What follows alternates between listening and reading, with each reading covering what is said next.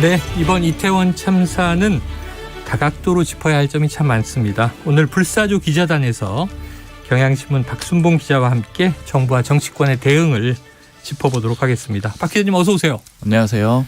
원래는 이제 기자 2명, 우리 기자단인데 기자단 대표로 나오시게 됐네요. 네. 최영찬 기자는 어디에 갔답니까?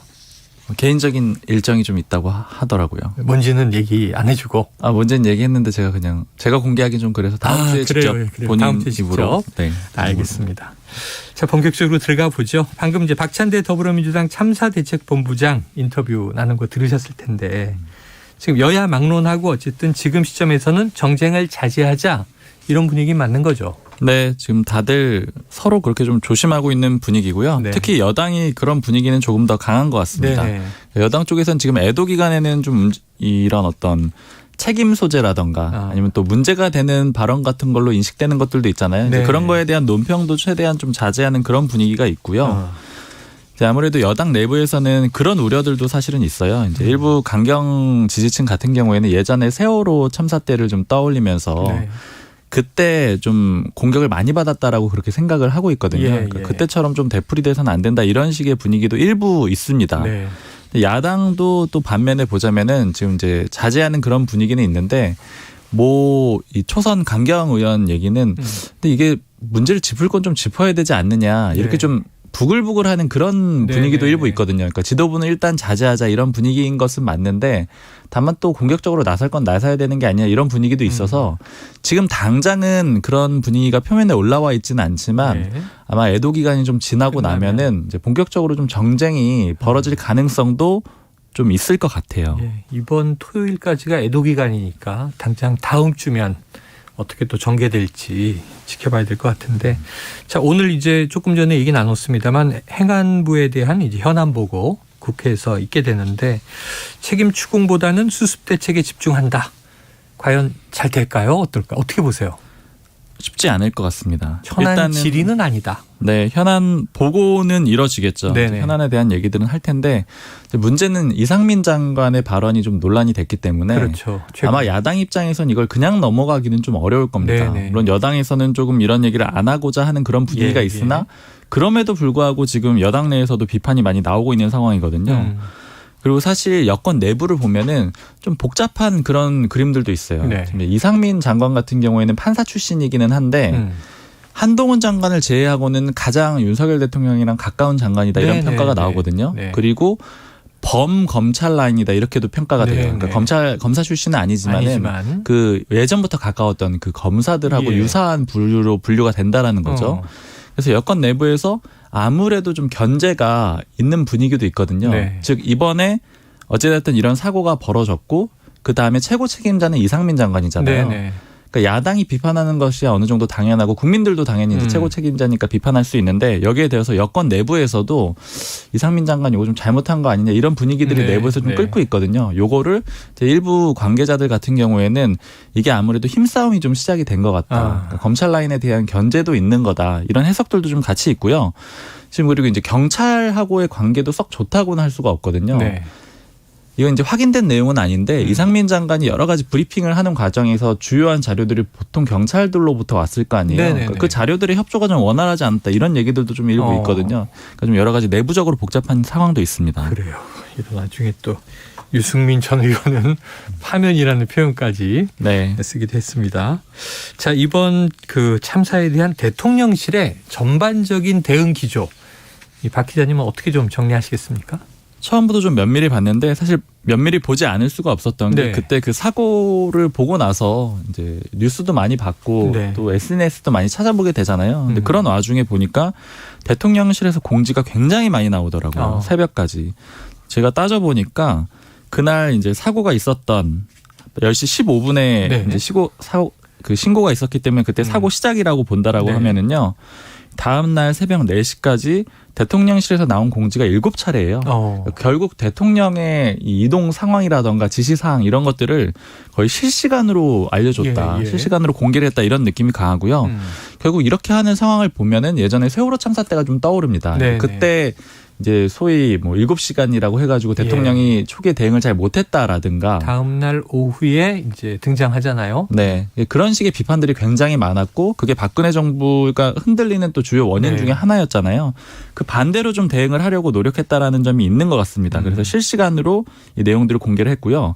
그리고 이번 사안에 대해서 대통령실이 조금 더 주도적으로 나서서 굉장히 무겁게 보고 있다라는 시그널을 주기 위해서 노력을 많이 합니다. 그러니까 예를 들자면은 애도기간. 이제 애도기간 제정에 대해서 정하는 거에 대해서 일부 반론도 좀 있었다 그래요. 근데 그럼에도 불구하고 좀 주도적으로 나서서 빨리 애도기간으로 국가 애도기간으로 지정을 해가지고 대통령이 이 문제를 굉장히 무겁게 보고 있다. 이런 인식을 주려고 노력을 했던 거는 예전에 세월호 참사 때와는 좀 반대로 대응하기 위해서 그렇게 노력하는 그런 움직임이 일부 있었다라고 보입니다. 네, 바로 다음 날 일요일 오전 9시 45분에 또 대통령의 대국민 담화가 나오기도 했죠. 자, 그럼에도 불구하고 미묘한 온도 차이는 분명히 있는 것 같습니다. 조금 전에 이제 박찬대 의원에게도 질문을 했었는데 정부는 사고 사망자, 지금 여당은 참사 사망자, 야당은 참사 희생자 이렇게 표현이 좀 달라요. 그런데 오늘 윤 대통령이 이거 참사가 맞다 이렇게 얘기하지 않았나요? 맞습니다. 윤석열 대통령이 오늘 국무회의에서 한 발언을 보면은 처음에는 보니까 안타까운 사고다 이렇게 표현을 했지만 뒤에 보면은 이태원 참사라는 표현을 여러 번 썼습니다. 근데 이게 참사라고 하느냐 사고라고 하느냐 이걸 제가 좀 면밀하게 봤거든요. 근데 오늘 아침부터 쭉 상황을 보니까 일단은 여권은 전체적으로는 다 사고라고 쓰고 있어요. 아, 그래서 아까 제가 참사 사망자가 아니고 반대로 됐네요. 국민의힘은 사고 희생자. 그렇죠. 이렇게 표현을 쓰고 있네요. 네. 여권이라고 하면은 뭐 대통령실 그리고 정부, 국민의힘 이렇게 표현이 될 텐데요. 일단은 아침에 보니까 보통 국민의힘 같은 경우에 회의를 할 때 뒤에다가 백드롭이라고 해가지고 배경에 글자를 써놓잖아요. 근데 거기 글자를 보면은 역시 이태원 사고라고 표기가 돼 있고요. 반면에 민주당은 이태원 참사라고 그렇게 쓰고 있습니다. 홈페이지 같은데 글 보셔도 그렇게 다 돼 있고요. 그리고 오늘 오후에 2시에 이제 소방에서 행안위에다가 이제 관할하는 상임위죠. 거기다 보고를 할 건데 보고서를 미리 좀 봐봤거든요. 그랬더니 여기 보니까 서울 용산구 이태원 사고 관련 소방 대응 활동 현황 이렇게 돼 있습니다. 그리고 아까 말씀드렸던 국민의힘 백드롭은 이렇게 돼 있습니다. 이태원 사고 희생자 애도 이렇게 돼 있고요. 민주당은 이태원 참사 희생자의 명복을 빕니다. 이렇게 돼 있고요. 그러니까 결국 여권은 이렇게 쓰고 야당은 참사라고 쓰고 이렇게 되는데 여권에서 제가 유일하게 2사례만 참사로 쓴 걸 확인을 했거든요. 이게 바로 유승민 전 의원. 페이스북 글 보면 다 이태원 참사라고 쓰고 있고요. 그리고 아까 말씀드렸던 윤석열 대통령의 오늘 국무회의, 오늘 국무회의 발언을 보면은 참사라고 그렇게 표현을 하고 있습니다. 다만 이제 공무원들은 지금 대표적으로 다 보면은 보고서에 다 사고라고 쓰고 있거든요. 그러니까 대통령하고 유승민 전 의원만 의외로 공통적으로 참사라고 표현을 하고 있는 그런 상황입니다. 그래요. 이렇게 좀 앞으로 가면 대통령은 참사라고 부르고 근데 정부의 또 공무원들은 다 사고라고 쓰고 뉘앙스가 어떻게 갈까. 여기 또 하나 지금 이건 왜 그럴까 하는 궁금증이 리본을 달잖아요. 검은 리본을. 근데 근조 이렇게 이제 한자 글씨가 있기도 하고 한글이 간혹 있기도 한데 이 아예 아무것도 없는 리본 혼란이 있었다는데 어떤 얘기입니까? 이 원래는 근조라고 써 있는 리본을 대체로 착용을 했었는데 이번에는 이제 글씨가 없는 거를 구하라고 했다고 하더라고요. 그래요. 제가 여기저기 좀 이제 부분에 있는 알고 있는 공무원들한테 물어봤는데 일단 국회 쪽에 있는 공무원한테도 이런 지시가 내려왔다 그래요. 그러니까 이걸 왜 좀 확인을 했냐면 아까 참사냐 사고냐 이 표현에 대해서는 행정부 쪽에는 사고로 쓰라고 지금 지시가 내려온 것 같은데 국회는 조금 다르잖아요. 국회에 있는 공무원들은 같은 공무원이긴 하지만 입법부의 산하에 있는 공무원들이잖아요. 여기는 그런 표현에 대한 지시가 아직 없었다 그래요. 근데 다만 리본은 지금 전체적으로 다 이 표시가 없는 리본을 구하는 걸로 그렇게 돼가지고 지금 모두가 구하고 있는데 이게 지금 새로 구해야 되는 그런 상황이잖아요. 예전에 근조라고 써 있는 거는 일부 확보가 돼 있는데 이건 없어가지고 지금 아직 못 구해서 일부는 착용을 못했다라고도 하더라고요. 그러니까 이런 식으로 조금 혼란인데 이제 왜 이거를 안 넣느냐? 요거는 사실은 구체적인 답변을 제가 직접 듣지는 못했는데 다만 이제 추정하자면은 여건이 아까 참사라는 표현 대신 사고라는 표현을 쓴다라고 말씀드렸잖아요. 물론 이제 둘 다 사고를 가리키지만 참사는 조금 더 강한 표현이라고 그렇죠. 느껴지고요. 더 참혹하다 이런 느낌이 들어가니까요. 근조라는 것도 좀 마찬가지일 것 같아요. 이제 애도 리본이라고 표현을 하느냐, 근조 리본이라고 표현하느냐 그 차이가 결국 강도의 차이일 것 같거든요. 네. 그래서 여권에서는 조금 더 약하거나 혹은 조금 더 객관적이라고 할까요? 그런 예, 중립적인 예. 표현을 쓰려고 노력을 하는 것 같습니다. 야권이 좀 감성적이라면 상대로 더 드라이하게 건조하게 가려는 것 같다라는 이제 추정입니다. 아휴, 이 근조, 애도, 추모 뭐가 다르겠습니까? 지금 장례식 치러지고 있고 발행하고 있고 유가족 오열 소식이 보도되고 있는데 말이죠. 자, 그런데 이제 대통령실의 총력 대응 기조에도 불구하고 아까 언급했지만 이상민 장관 발언 논란은 불거져 있습니다. 자, 어제 기자들이 분향소에서 나오는 장관에게 또 물었는데 일종의 해명 기회라고 볼 수 있을 텐데 멈추지 않았어요. 어떻게 보세요?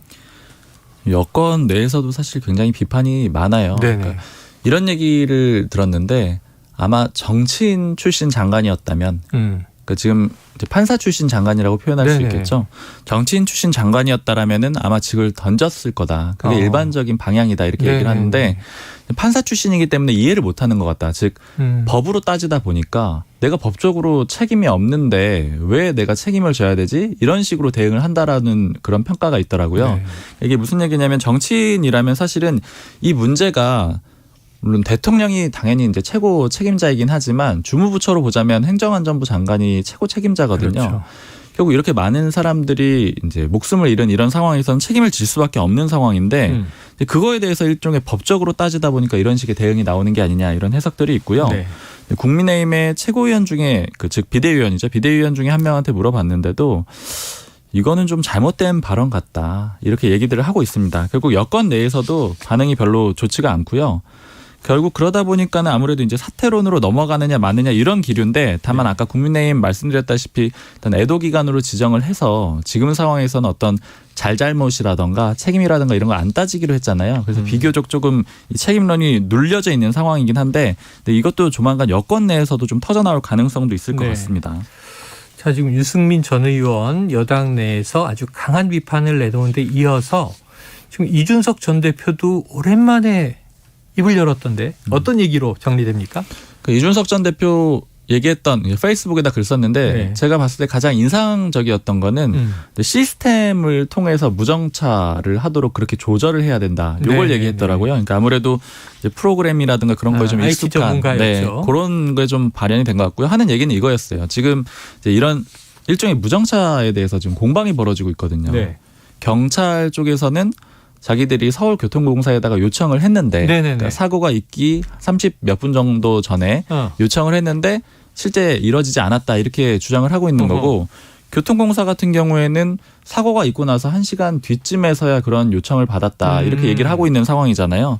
그러니까 이런 문제 자체가 애초에 없게 하려면은 시스템상으로 이동되는 사람들의 숫자를 보고 자동으로 처리되게. 그에 따라서 자동으로 무정차하도록 그렇게 바꿔야 된다 이런 내용들을 좀 담았더라고요. 그리고 누구를 뭐 공격하는 발언 이런 것들은 좀 자제한 내용도 좀 인상적이었습니다. 그래요. 자, 끝으로 하나만 더 여쭤볼까요? 그 초기에 나왔던 건데 남영희 민주연구원 부원장 청와대 이전 탓 이런 참사가 벌어졌다.